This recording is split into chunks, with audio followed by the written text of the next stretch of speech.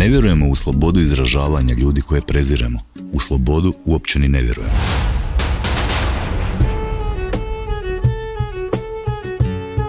Hrvatska radiotelevizija ne koristi vlastite novinare. Onda i urednike, a onda i sve svoje resurse. Upotrebimo taj starohrvatski izraz.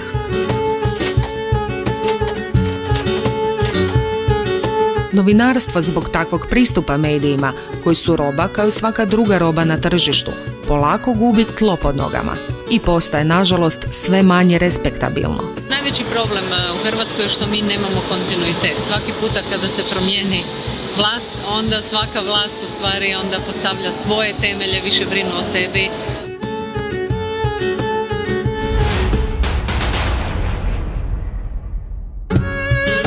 Prije 10 godina ostao sam bez posla i od tada traje moja golgota. Nijedna vlast zapravo nije napravila za medije ono što je trebala. Hrvatska je zemlja koja ima puno potencijala u ljudima, puno potencijala u znanju, puno potencijala u pojedinačnim projektima, ali smo nažalost zemlja sa manjkom sustavne podrške.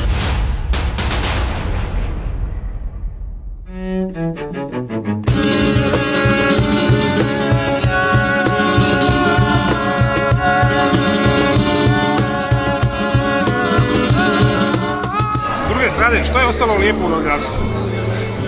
Novinarstvo ima tu divnu neku predispoziciju u javnosti, dakle da ljudi misle da ti si čovjek koji rješava probleme.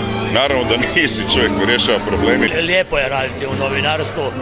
Novinarstvo mi je omogućilo da se susretem sa beskrajno puno pametnih i nepametnih ljudi iz cijeloga svijeta.